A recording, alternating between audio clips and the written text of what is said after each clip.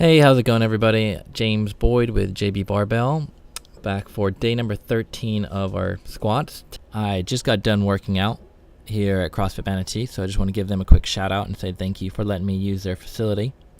Awesome gym. If you're ever in the area, I definitely recommend stopping by. Today we have pause squats. Last time we did pause squats was on day number 6. Same weight, 225 pounds, but we did front pause squats. I'm resting for about 3 seconds in the bottom of the hole. It's not perfect. I'm counting in my head, and obviously when you're under pressure, under tension, you count a little faster so you can go ahead and stand back up.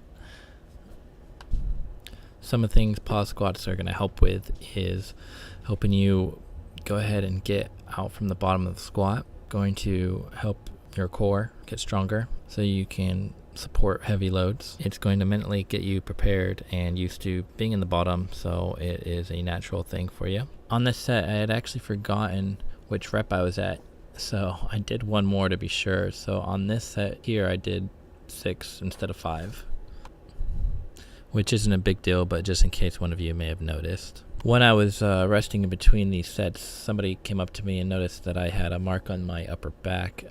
This was from the bar, so that's one thing that you got to be careful of, is that if you're not used to having the bar on your back so much, it's going to have some wear and tear. It's going to scrape, rough up the back of your neck. So I took note of this, and obviously you want it to heal. You don't want it to get any worse. I will be switching to front squats and other kind of squats for a little bit, or even switching to low bar when I do back squats. Not by a lot, but enough just to avoid that area so it can heal.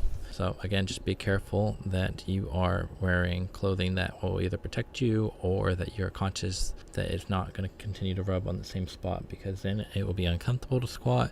And when it's uncomfortable to squat, you're not really focusing on your squat. You're more focusing on the discomfort that you're experiencing at this time. Each day is definitely a different challenge. I'm noticing some days are way tougher than others as far as physically just being fatigued, probably more so mentally, but physically being fatigued where, you know, you've only really ever got about 70% in you, maybe 80% in you, because you haven't rested enough or taken that break to go ahead and hit it 100%. So your 100% while doing these will not quite be your real true 100%, so just be aware of that. If you're not putting up great numbers for a while, that is normal. Doing 225 right here is a little over 70% of my 1 rep max, but in a lot of ways it feels heavier than that, just tired. That being said, still absolutely loving this programming. But then again, who doesn't love back squats? I know it's every day, but it's just one of those movements that, I don't know, it always feels good to go ahead and do. It always feels good to go ahead and lift heavy, I think is what it is. So, and mixed with, you know, other things, deadlifts and benching, this and that, it's all good. All right, going into my last set here. That about wraps everything up for me. I hope you enjoyed today's video. It was a lot of fun to make. It always is. If you did like, please go ahead and like and subscribe to see the rest of the 30 days squat every day programming that I've got coming up for you. And as always, stay strong.